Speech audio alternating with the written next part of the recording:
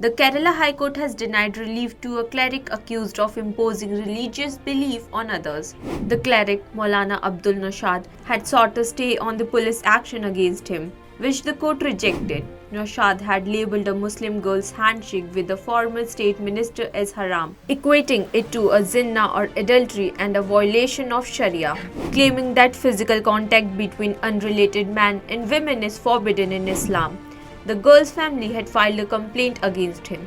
In response to the petition, Justice P.V. Kunnikrishnan reprimanded Nashad, stating that he cannot impose his religious views on others. The court emphasized that the constitution allows individuals to practice religion according to their personal choice, without compulsion, including in Islam. The judge added that if the allegations are true, such actions cannot be tolerated in India, where the constitution holds the highest authority. The court dismissed the petition, instructing the trial court to resolve the case promptly. The Kerala High Court emphasized that pilgrims worshipping Lord Ayyappa should not be exploited. It ordered the Travancore Devaswom board to take the necessary measures to prevent exploitation within the Erumeli Dharma Shastra temple premises. This ruling came from a bench of Justice Anil K. Narendran and P.G. Ajit Kumar, following a petition challenging the tender notice for private agencies to manage the Pothukothal ritual. During the hearing, it was explained that Sabrimala pilgrims perform the Pothukothal ritual after a holy bath in the Erumeli river, where they apply vibhuti, sandalwood or kumkum on their bodies. The board's tender allowed an agency to charge up to ₹10 for this service.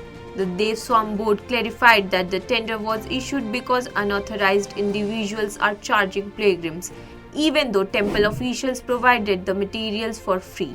The court instructed the board to ensure that no illegal activities occurred in the temple. Previously, the court questioned whether Pothukothal is an essential religious practice. In this hearing, the board clarified that while Pothukothal is not an official temple ritual,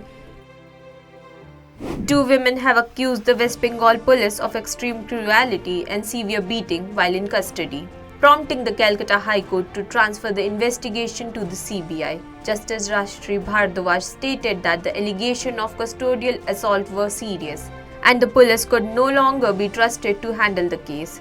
The CBI has been directed to begin an immediate investigation and submit a preliminary report by November 15th.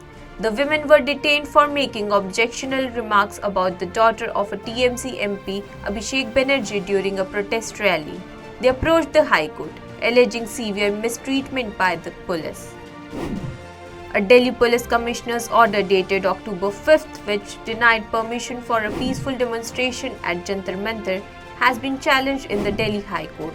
The petition, filed by climate activist Sonam Wangchuk and his colleagues from Ladakh, seeks permission to protest from October 8th to October 23rd to raise environmental awareness and demand 6th schedule status for Ladakh.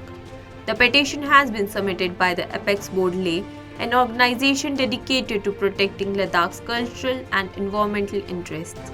The group has initiated a march from Leh to New Delhi, involving around 200 participants including Wangchuk. The petition argues that the Delhi police refusal violates the fundamental rights to freedom of speech and peaceful assembly as outlined in Article 19(1)(a) and 19(1)(b) of the Constitution. Today, the petition was presented before the bench of Chief Justice Manmohan and Justice Tushar Rao Gedla for urgent consideration, but the bench opted to schedule a hearing for tomorrow, October 9th. The Allahabad High Court made a significant statement during a case, asserting that individuals in live-in relationship can be charged with dowry murder and harassment. This ruling came from Justice Rajbir Singh's bench while dismissing the bail application of Adarsh Yadav. In 2022, a case was filed against Yadav in Prayagraj, UP, on charges of dowry murder and harassment. He was accused of pressuring his live-in partner for dowry, which allegedly led to her suicide. Following an investigation, the police submitted a charge sheet against him. Yadav's initial bail request was denied by the trial court. When Yadav appealed to the High Court, his lawyer argued that he could not be charged with dowry-related offences since he was not legally married to the victim. In contrast, the government lawyer contended that the couple was effectively married and that Yadav harassed her for dowry, resulting in her suicide.